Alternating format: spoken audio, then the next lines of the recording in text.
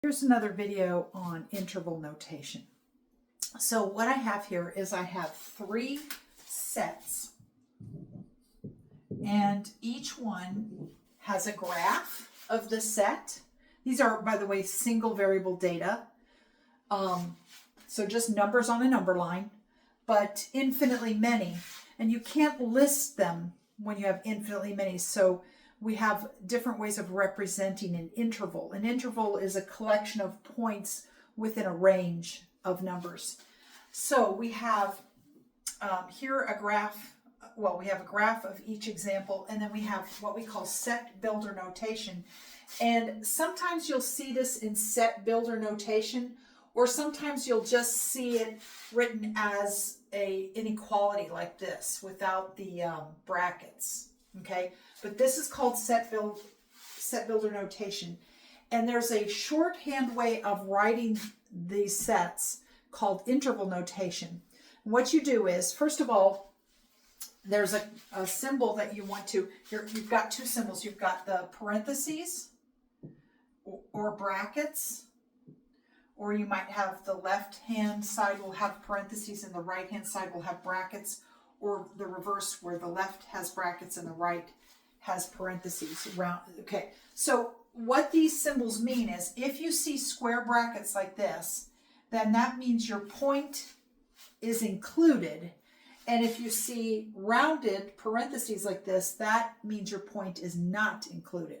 So let me show you what I mean by that. So we have in our first example a graph where the points on the graph are shaded in the middle here, and it runs from -2 to 3, but it doesn't include -2. See how I have an open circle there? So I don't want to include -2, and that means x is strictly greater than -2, and x is less than or equal to 3. So it's in between these 2 numbers, but it doesn't include -2. So the way we write that is we have an open parentheses with -2, and then we have the square brackets on 3, since 3 is included but -2 is not. And then all the points in between those numbers are included. Now in the next example, we have actually 2 intervals because our values on the number line are separated. On the left, we have some that are less than or equal to -3. We are including -3 because it's colored in there. And on the right, we have an open circle, which means we're not including 2. So we're going to have 2 intervals, one to represent this and another to represent this.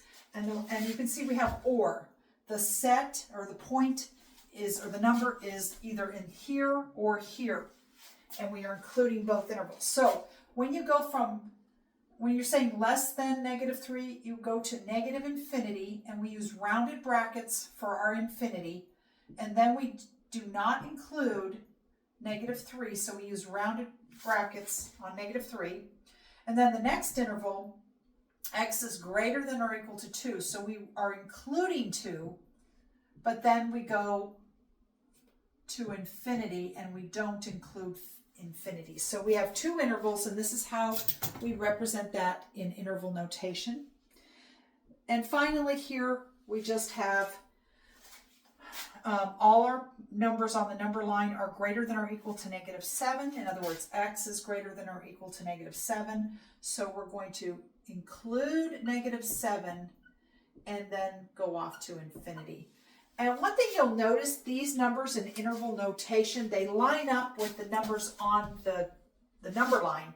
So -infinity, then you go to -3, and then from 2 to infinity, and that's the order we have those symbols in. Okay? And that's interval notation.